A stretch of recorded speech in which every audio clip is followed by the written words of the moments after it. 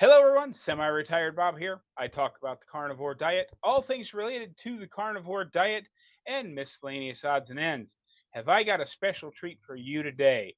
I have with me Dave, live from Japan. Well, he's Hey. not actually live. We're doing this as a recorded thing, but just to start off, Dave, tell everybody who you are, what your channel name is, even though it is now showing below you on the Mhm. background. Go ahead and just tell us a little bit about yourself. My name's Dave. I'm from Australia, originally born in Scotland, which is why I've got such tan skin. And and the red hair, but that's quickly turning white. I've lived in Japan now for 17 years, and about 10 or 11 months ago, I got some bad news, or double barreled bad news.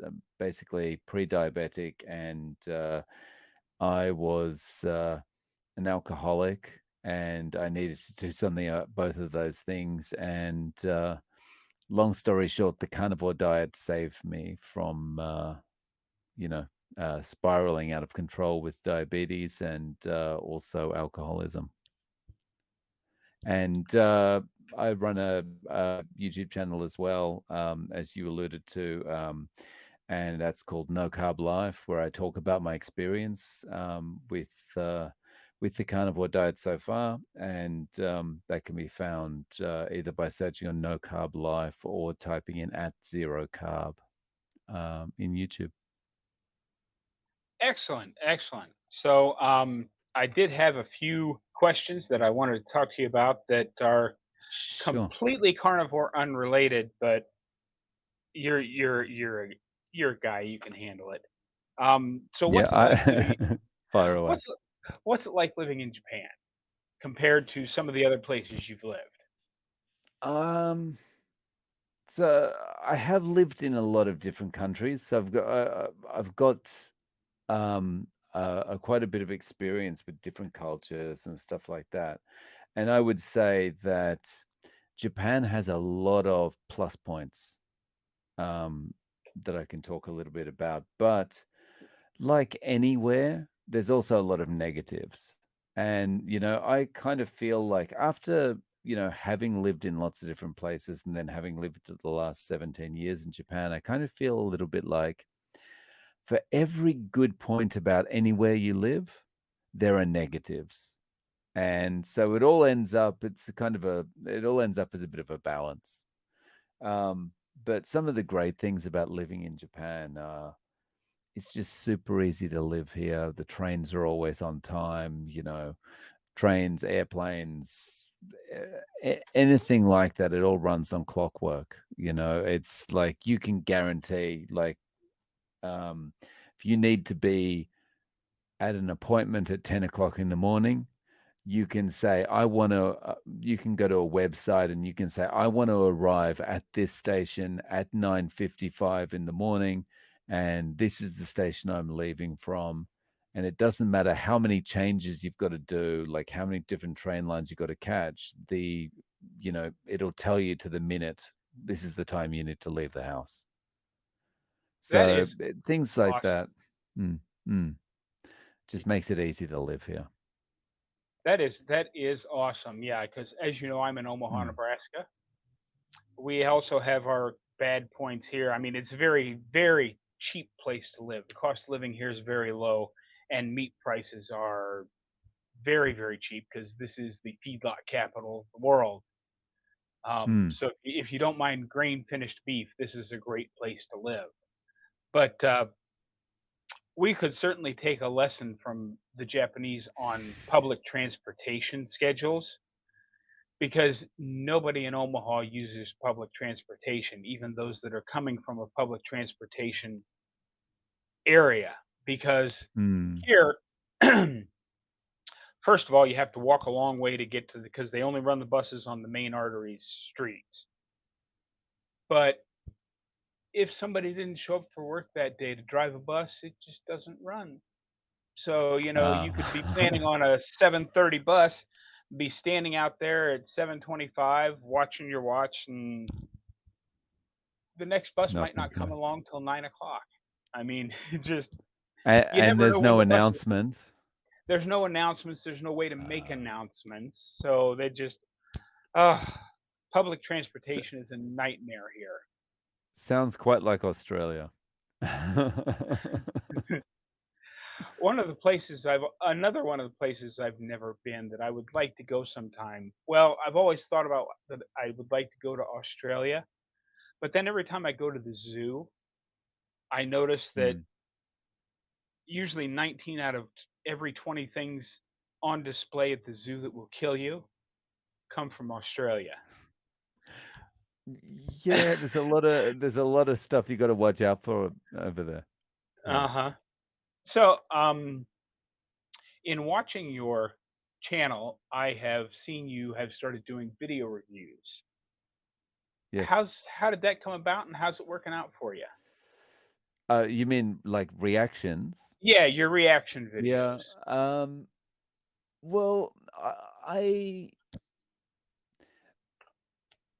one of the kind of the words that is kind of popular now that never was when I was young was I was triggered, right? And so, but I'm kind of recently, now that I'm well into carnivore, I'm coming across a lot more videos that trigger me, like it's got some dietitian or something just saying some nonsense. And when I see those videos, I'm just like, I've got to react to this because it's just garbage that they're saying. And someone who's not doing a carnivore diet or a keto diet might never see my channel. But, I just want to put the word out there that this is nonsense that this person's speaking. And within the carnivore community, with my regular viewership and the slightly extended viewership that some videos will get, the reaction videos have gone down quite well. They've been more Excellent. popular than I expected. Mhm. That's excellent. And I heard you. I don't remember if it was in a one-on-one or during one of your group chats when you were on Professor K's channel. Um, Mm, I heard you guys talking about how there seems to be an uptick in the plant-based garbage out there, even more so than a year ago. And I actually have a theory about why that is. mm, A year ago, when I first heard about carnivore, I had to actually search YouTube to find stuff about it.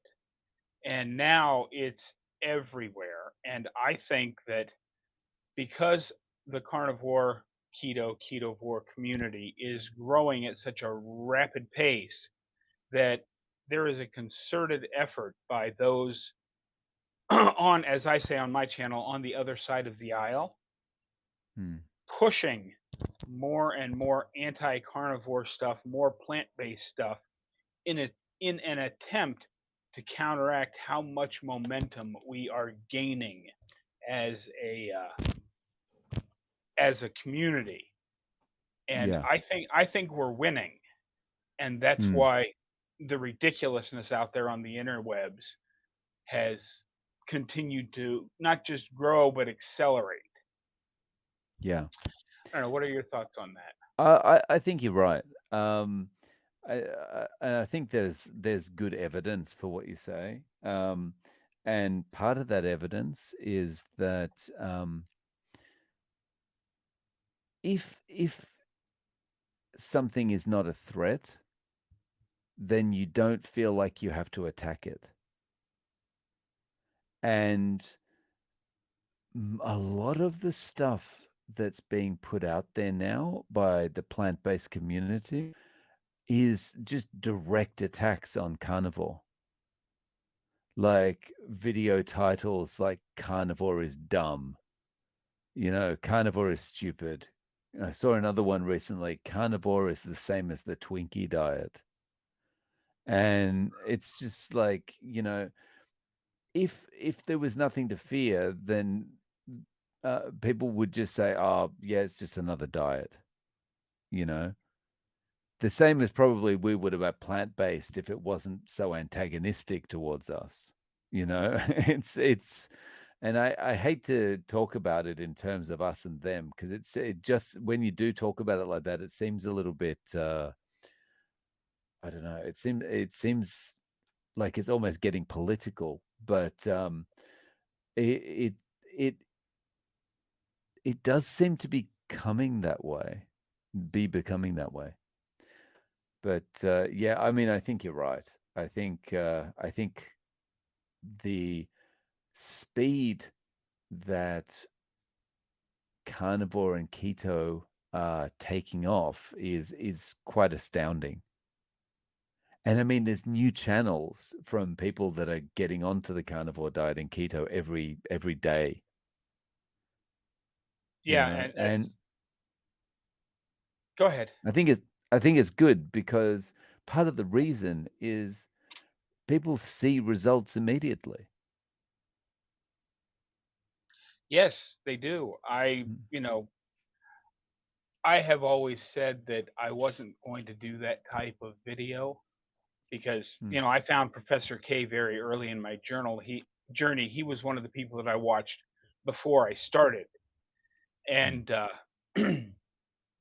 I had always thought, well, that's not me, but the more and more I see, the more I I really want to take it to some of these people. So that may mm, change at some point in the future.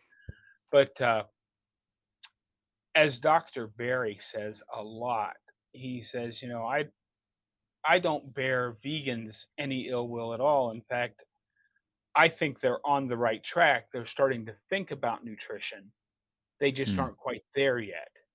The problem is that not the vegans that are thinking about their health, but it is the dogmatic, misinformed vegans that make it a religion and make it all about killing animals. They want to mm, demonize us for killing one cow.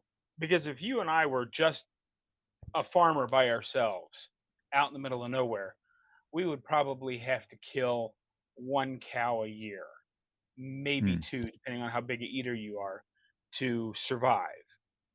mm, Yet, to get enough plants to sustain ourselves the way they do, how many hundreds of little tiny critters would we have to kill by plowing up the ground and then fertilizing the ground and then putting the pesticides down? mm, And then when we harvest the plants, there's tiny little animals that live on the plants that get mm. killed when we harvest them. I mean, it seems like a very hypocritical um, dogmatism. Yeah, I think you're right again. I think, it's it's this kind of do as I say, not as I do kind of, person, you know? It's like, I see myself as doing the right thing, and, I just wanna push that on other people. Mhm. And I'm gonna ignore the context because the context might make me feel bad about myself. Yeah, and Mm, just to quickly jump into a few of the myths that are out there that people constantly talk mm. about. I thought I'd like to get some of your input on. Well, first off, they always want to talk about vitamin C. So tell me, Dave, how bad is your scurvy today? It's awful. Like, yeah, I mean, I don't know if you noticed, but, my teeth have all fallen out, and, um, yeah, no scurvy. I mean, my understanding about scurvy, is that, your gums are gonna be affected, your teeth are gonna be affected, all that kind of thing, right? And since I've been on, eating carnivore, my teeth and gums and anything associated with that, like halitosis, is better than it's ever been in my life. Like, my gums don't bleed anymore. You know, when did I go to Australia? I went to Australia in December, And when I went to, we stayed in a hotel because the our flights got cancelled first day, and it's the first time in my life I've been able to use a hotel toothbrush without my gums bleeding, and That's that's because of the carnivore diet, you know? that is So, awesome. yeah, no scurvy. Yeah, excellent, excellent. I'm very, very happy that you don't have scurvy. Mm, So I take it now. So you've been, if I understand correctly, you've been carnivore just slightly less long than I have, because I'm coming up on my year anniversary in 3 weeks, and you're mm. just beyond. You're at like 10 and a half months right now, 11 months. Yeah, so I'm about a month behind you, I guess, yeah. Yeah. So Mm. I know I've had an awful lot of problems with it. So tell us, because you're not eating fiber, how does it feel to be so backed up because you haven't pooped in 10 and a half months? Well, that's right. Look, it's a nightmare. Spooning it out of my ears, it's just, um That's No, great. look, uh, so, you know, it's the of course, before I went on this diet, then I would have it's the narrative that you hear the whole time, right? So, of course, for me as well, I would have thought I'm gonna be backed up. I'm never gonna be able to go to the bathroom. I'm just that's gonna be I won't be able to last on this diet. Um, but it is amazing for me to feel like this is the way I should have been feeling when I went to the bathroom before, and I was more backed up before. And yeah, it's Yeah. without going into too much detail, Right. it's fine down there.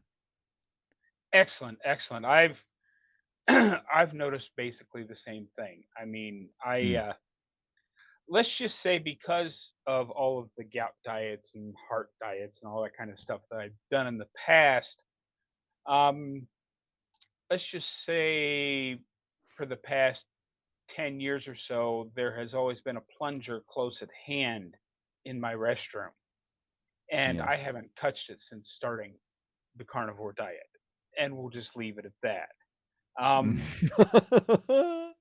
Now, I know you, because I've seen many of your videos, I know you, because of public transport, you walk a lot. You have to Mm, walk down to the train station, and then you walk over to get a coffee where you do some of your video editing before you walk on to work.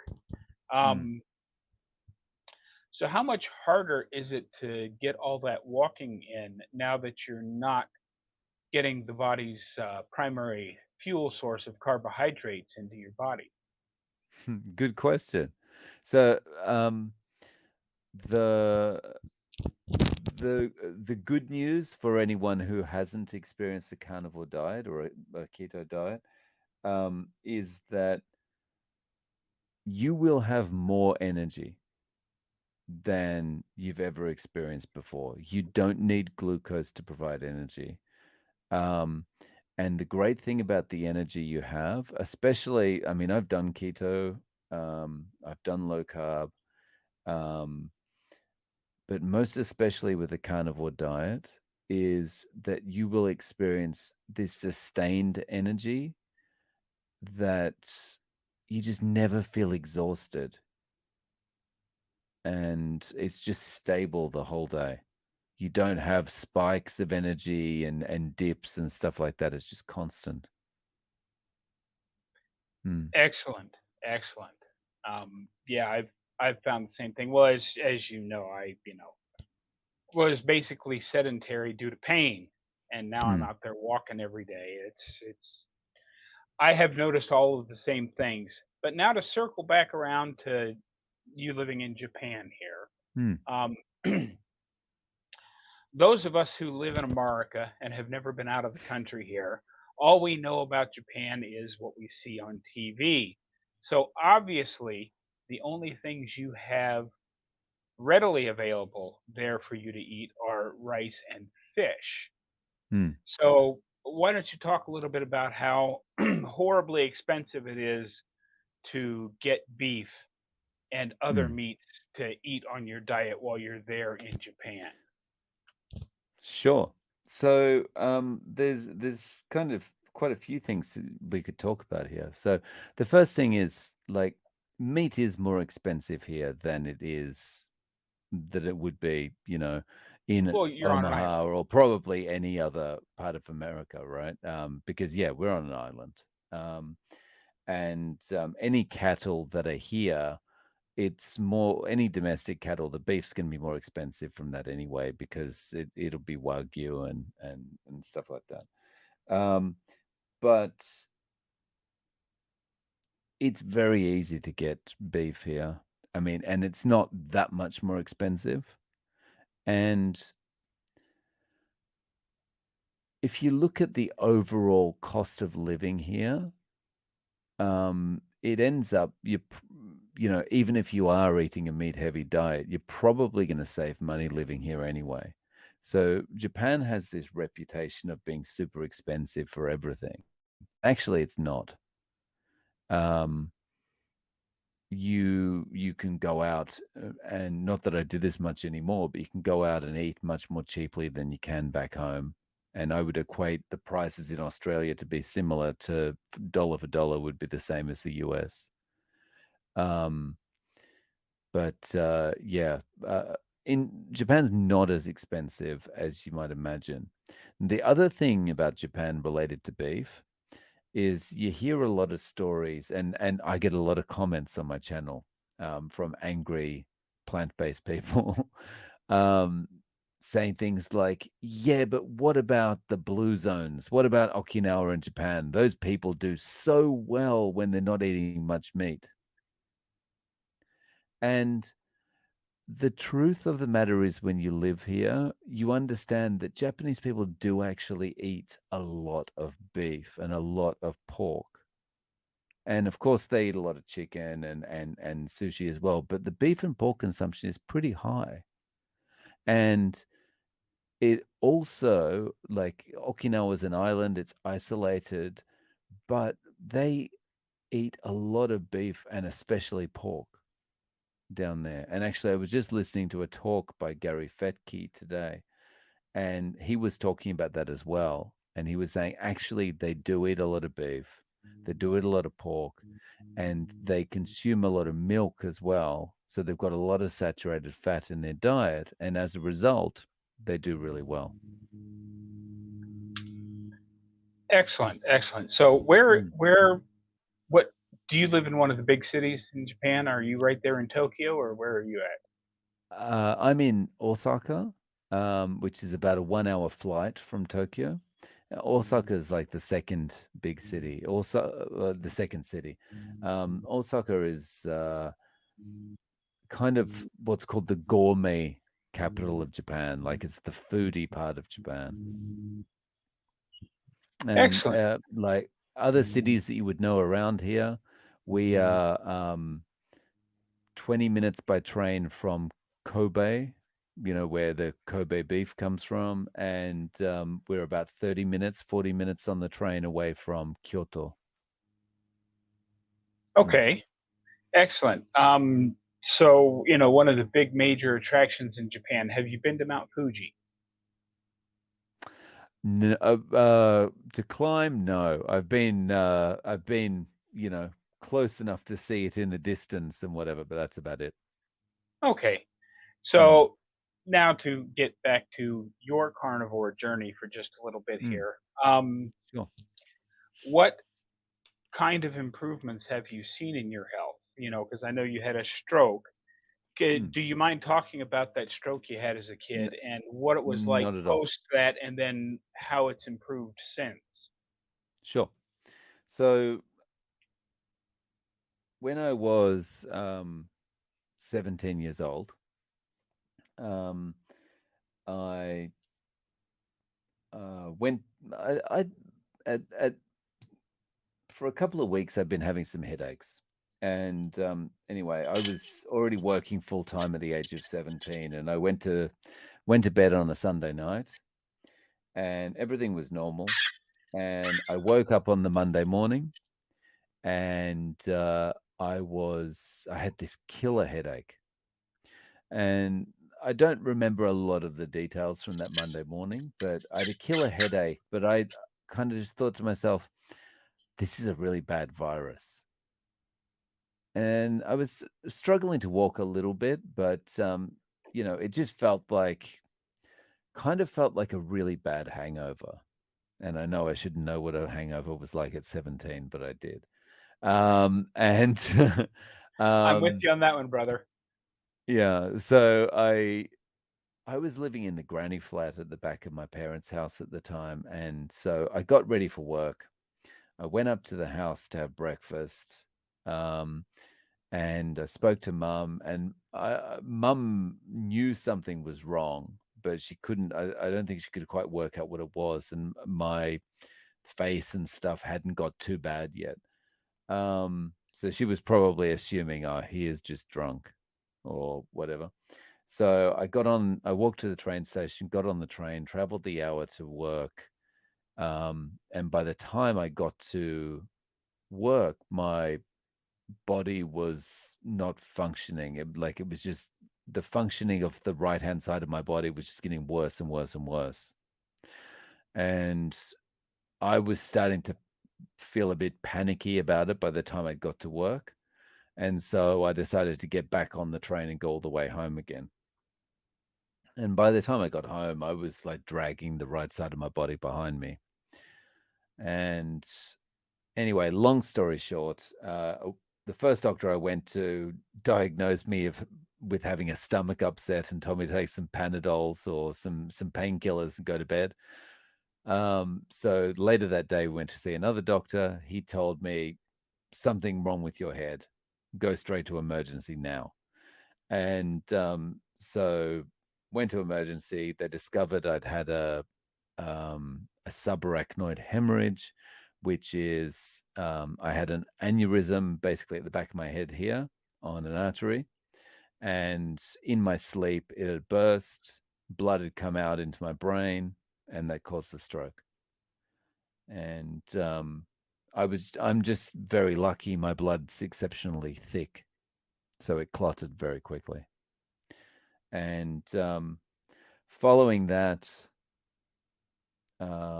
after a number of operations and after that was all settled, the next the next 30 years were just me living with the weakness in my right side and balance issues and tripping over all the time. Probably the most frustrating thing about the last 30 years of my life has been just walking somewhere or standing in a training room doing some training with all these business people in front of me or something, walking a few steps to go and do something and tripping over and falling over or writing myself, but hearing all the gasps from people as they thought I was going to, land on the floor head first. And that's been one of the most frustrating things. And that doesn't happen as much anymore.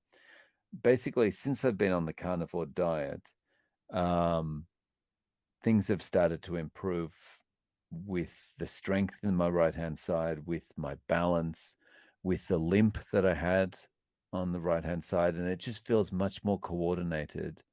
And I don't know, it feels much more normal. Now, I still limp, um, and my balance isn't perfect, but it's it's light years ahead of where it was a year ago.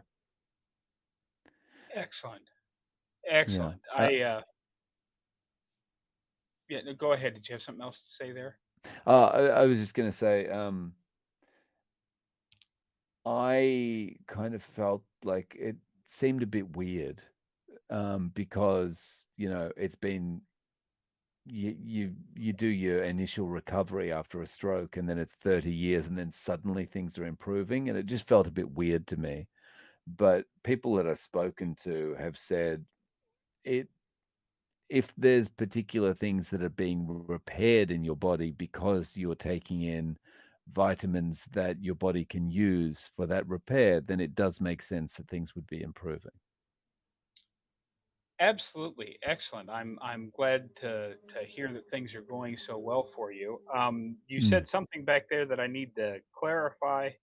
mm, Um, you said you were living in a granny flat. yes. Okay, for those of us that have never heard those terms, what is a granny flat?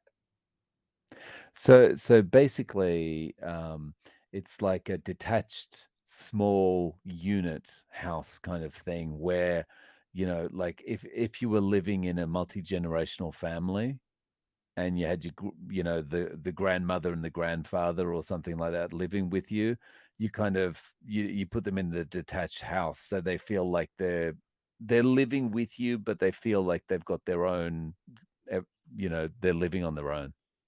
Okay, so it's what we over here in the States would call a mother-in-law house. Ah, okay, yeah.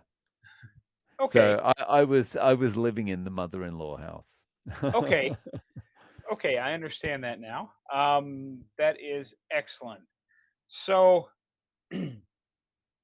one of the things that seems to be a point of contention in the carnivore community. Do you eat organ meat, and what are your thoughts on that? And then after you're done, I'll tell you what my thoughts on it are. Okay. I don't. I have, and the reason I have is because, in Japan, often you just can't avoid it. Um, and also, I lived in the UK for a while, and when I was living in London, in the 90s, one of the popular things to have in restaurants was a popular meal in restaurants was calf's liver. So I ate a lot of liver when I was living in England, although it was covered in so much sauce and onions and rubbish that you couldn't really taste what you're eating anyway. But I don't make a point of it because I'm a bit squeamish about it.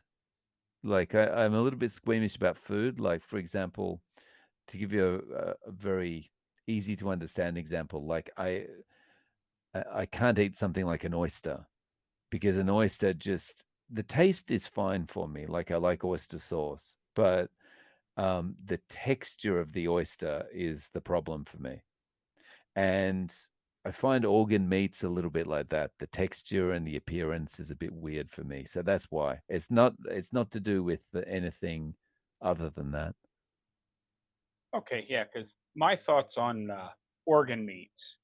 First of all, I also don't eat organ meats because if you go all the way back to the beginning of my journey, the gout diet that I was handed, which was completely wrong, by the way, in 1983, the very top thing on the list was eat no organ meats because they're the highest in impurities. They're the worst thing for you if you Hmm. have gout.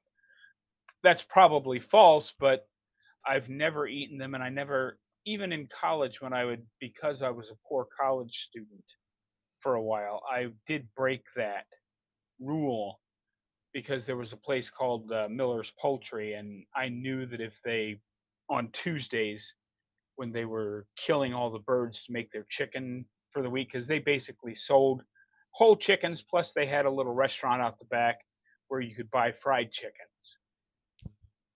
Well, obviously, they had tons of chicken livers and chicken gizzards on Tuesday.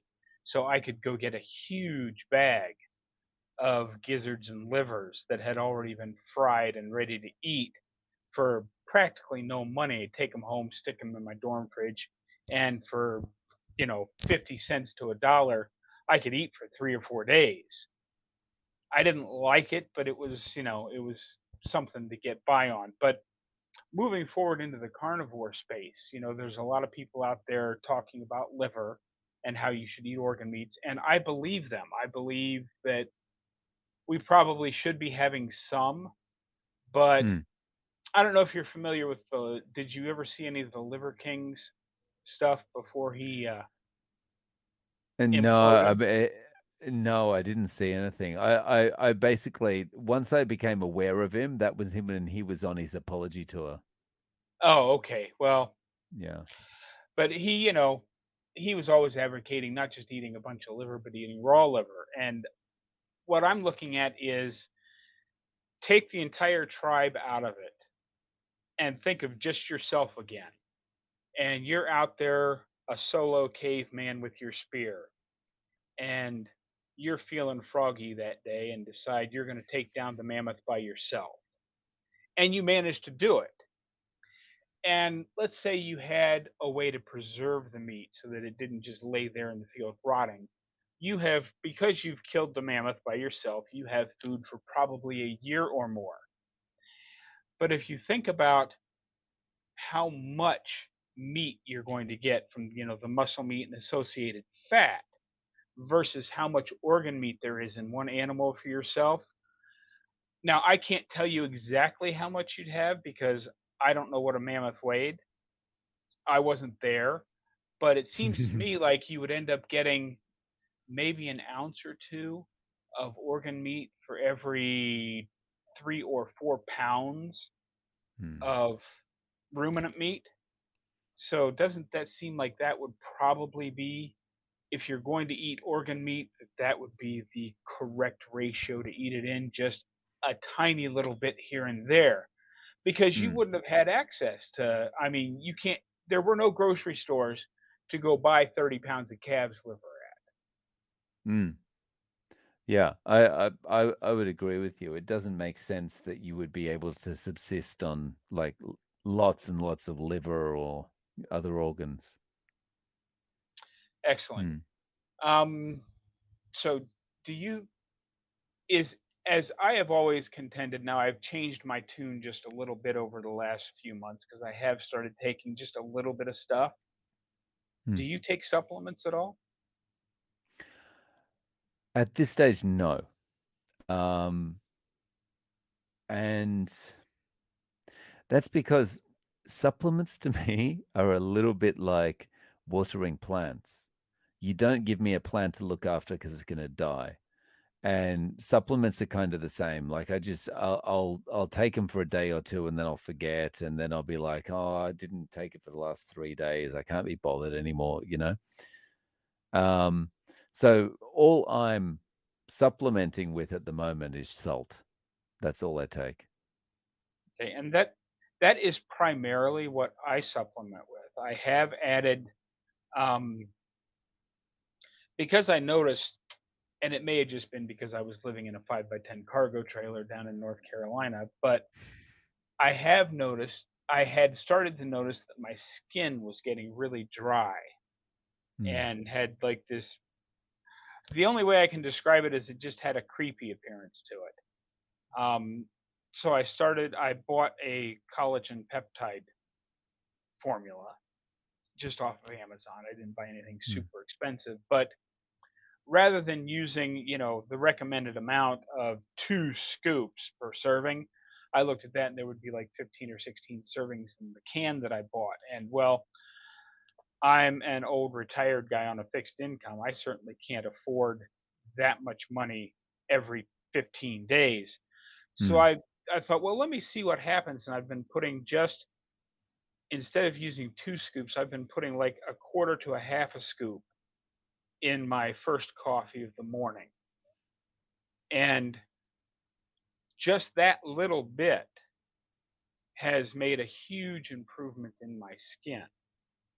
Oh, And my nice. nails are stronger. And I think because I eat a lot of, Walmart beef here, I eat a lot of ground beef. I wasn't Mm, getting quite enough connective tissue. I was almost there. I wasn't enough to be really deficient, but just that little bit of extra has really made a mm. big difference in what I'm seeing happening with my skin. My nails actually seem to be growing a little better too, which is amazing because I've always been one of these people that chew my nails off. Yeah, I've been guilty of that in the past myself, yeah. Hmm. Um, and that's really all the supplementing I do, other than the cerulal products that I will talk about with this afternoon with the other interview person that I have. Have you ever looked at those? I haven't. That's one of the things on my list that I've got to look at. Mhm. Um, because you know, again, it's something I need to look into. But the idea that you can, increase the availability of stem cells to help repair, you know, potentially repair things in your body is very nice concept. So yeah, I do have to check it out. Have you been using it? I am on my first full month of all four of the main products. I Mm, did just stem enhance for a month prior to coming home. Um, mm, I haven't noticed a huge difference, but even in the well, I'm my next shipment just arrived yesterday, but I mm, still have about 2 weeks worth left. So I've been on it for about 2 weeks now. So, well, I've been home. Today is Thursday, so I've been home for 17 days. So that's how long I've been taking all four products. mm. And I don't know how much of my channel you have watched, but back in January, I was hiking on the trail you see behind us, and I fell down a bank and rolled down the hill and landed on my right shoulder very hard. And ever since then, it's been very painful. Plus, it's been clicking and popping a lot. And just since starting I want to make sure I get the name right, the Sciactive joint is in what I've been taking. The pain is starting to lessen. It has always been getting a little better and better and better. So I can't actually say that it's definitely the Sciactive joint that has making it better. Mm. But I will say in correlation to when I started taking this, the pain in my right shoulder has lessened and the clicking and popping noise that it makes when I move my arm is much less. I All right. cannot, I can't make the claim that yes, that's definitely what's doing it because the FDA doesn't allow us to make cause and effect statements. But Mm, that is what I have noticed. mm, Um, so we will see. I'm going to, of course, let Professor K talk about that at great length because he's had some pretty amazing results with it, but he's been taking it for I believe 13 years. mm, Um, but I think it's worth exploring, and mm, I decided I was just going to bite the bullet, and because it is a little bit on the expensive side, especially for a guy on a fixed income like I am. Um, mm, but I decided if it can even do a quarter of what I think having those supplements in my life might do for me, then it's going to be worth it. So I thought I'll just bite the bullet, cut where I need to cut to take these for 6 months just to see. And then if I don't notice a huge difference in 6 months, I'll probably stop at that point. But I think just in the way I feel now, a month and a half into the stem enhance and a half a month into all of the products, I think I'm going to see some results. So we'll see what happens. mm. Um, let me see here. So we've talked about supplements and all of that. Do you are you 100% carnivore or do you still eat some plants? The only plant-based thing that I consume is coffee. Coffee? Okay, yeah, I Yes. can I can see that. I do still have coffee as well. Um, Yeah. but knowing the demographics of my channel, we're getting close to the wrap up point here, but I have a lot of people that watch my channel that are my age and older. My Mm, 60th birthday is rapidly approaching, and I have a lot of 60 and 70s, and even some 80-year-olds that comment on my videos regularly.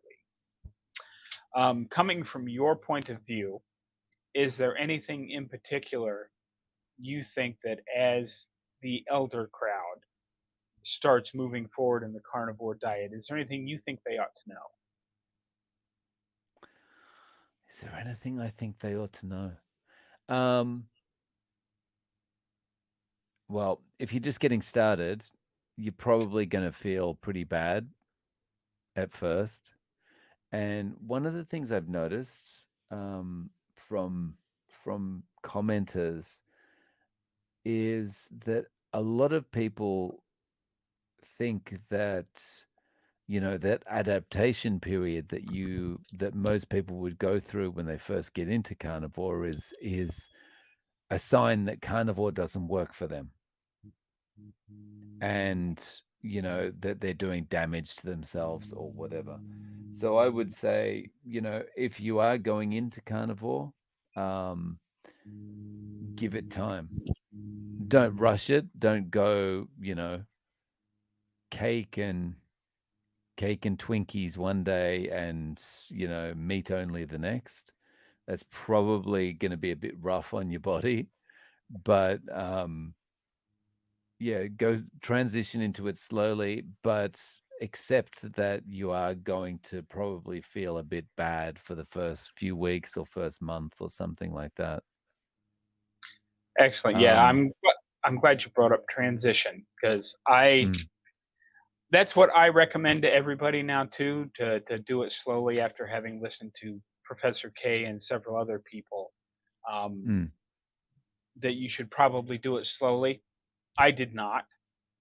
I was traveling home from my winter travels. I got to Omaha on May the 8th, having eaten standard American diet, even just crossing Iowa, getting back to Nebraska. I think it was Burger King I stopped at, but I had a couple of Whoppers and a large fry as like my last hurrah because I knew when I got home I was going to start carnivore. I had no illusions that it was going to actually work. Um, I was just looking for something. I actually started it for arthritis pain rather mm, than expecting any weight loss. But I had no hopes that it was actually going to work. It was just the next thing I was going to try. But I thought, well, I'm going to go ahead and have a couple of double Whoppers with cheese to tide me over till this next diet fails. So I got home on May the 8th, went shopping for meat, and switched to a carnivore diet on May the 9th. I have not looked back, but as I have said several times on my channel, I don't recommend that for anybody because if you do that type of transition, be prepared to spend at least 2 weeks not traveling very far from your restroom because to put it delicately, you will have restroom issues that are quite sudden, quite urgent, and quite explosive if you do it that way. mm. Yeah. Um, but now that I look back, gosh, that was almost a whole year ago that I made that transition. So Mm, I don't know that it actually will hurt you in the long term to do that kind of a transition, but I I do not recommend anybody do that type of transition. So how yeah. about you? It's not comfortable. Yeah, so did you do the same thing? Did you just jump right in or had you slowly transitioned because you'd been doing other things prior? Well, I technically I did jump right in, but I was jumping right in from already being on keto. So I'd been on keto for, I don't know, it was a week or 2 weeks, right? So because I went hard into keto because of the issues the doctor had told me about, and I had like a few weeks to try and solve this before I was going to be having to have serious conversations about drugs and stuff. So I just went hard into keto. Then the vegetables that were in my keto plan were not agreeing with me, so I just went, okay, fine, switch off the vegetables for a while, and yeah. And how long after you switched off the vegetables, how long did it take you to notice, hey, there's something to this no vegetable thing? Um, it was pretty quick. I mean, what the first thing I noticed was I don't have to eat. You know, I had my breakfast late one Sunday, and late for me is like, 10 o'clock in the morning, because I'm usually eating about 7. And so I had breakfast about 10 o'clock in the morning, and then I was like 5 o'clock. I don't feel hungry. 6, 7. I don't feel. I can't be bothered cooking. I'm just going to leave it till tomorrow morning. See how it go. And basically, from that day, I've eaten only one meal a day ever since. And so that would be, I guess, mid-June or something. That is amazing. And Mm, you haven't had, because I've been doing one meal a day since it was July or so. I was 3 or 4 months into my journey when I started walking in September, but it was before that that I was doing one meal a day. mm. Um, but it there's so much more time in the day to do other things now that Right.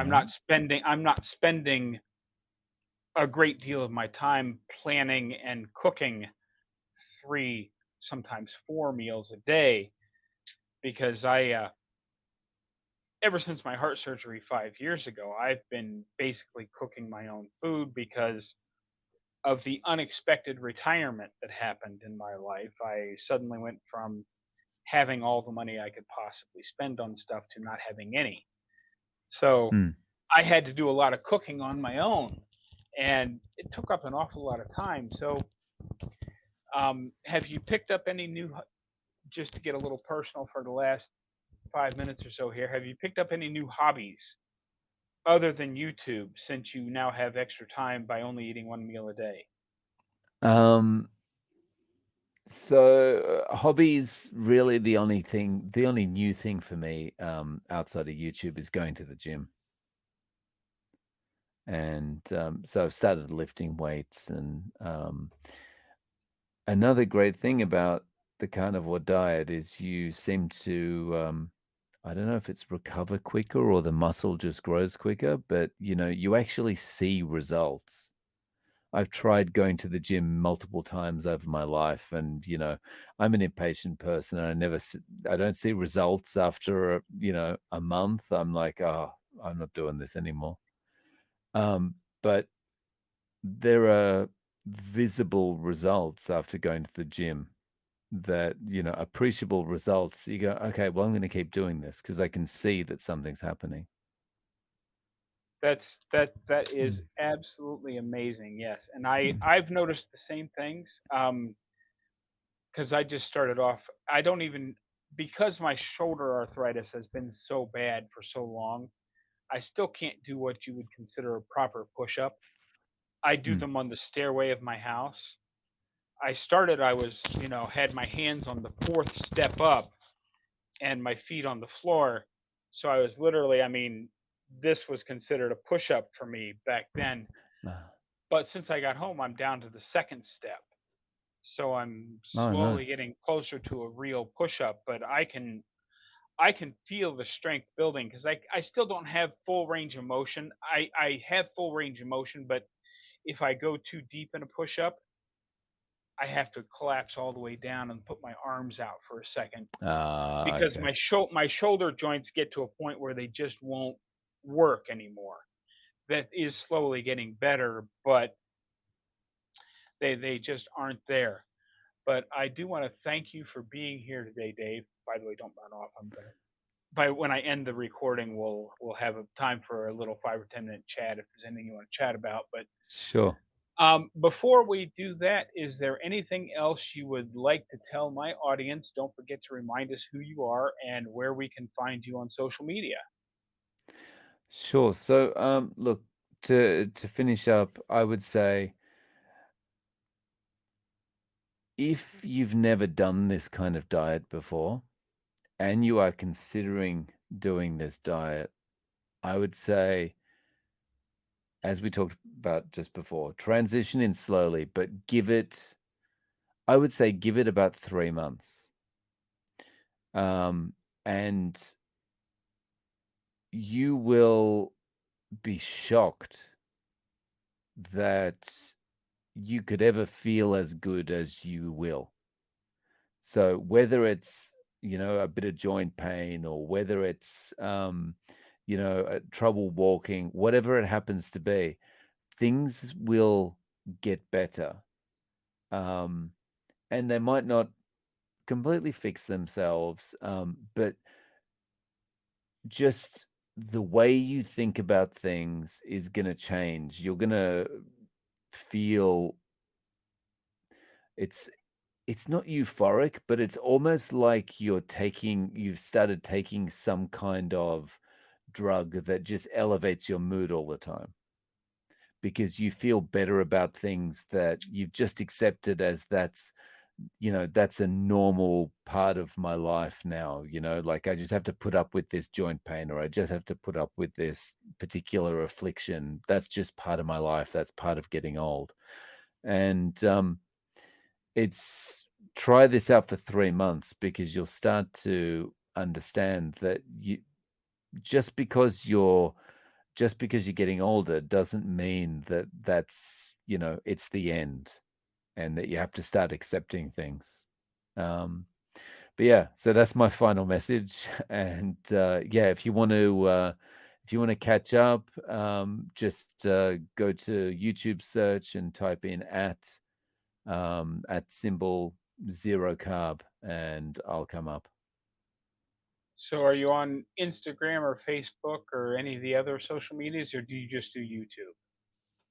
Just YouTube. I yesterday opened a Twitter account, so I'm also on Twitter. And on Twitter, I'm at real zero carb. Okay. Yeah. Yeah, I have all that stuff too, and I don't do a whole lot with it. Mm, Um, because YouTube takes up an awful lot of time because you're putting out content as often as I am. You're putting it out mm. almost every day, and that takes up an awful lot of time. But Dave, thank you so much for joining us today. I hope all of my viewers enjoyed our little conversation with Dave, and that's what I've got for you today, folks. Have a great day. Don't forget, get out there, be 1% better today, tomorrow, every day. Have a great day, folks. I'll see you next time.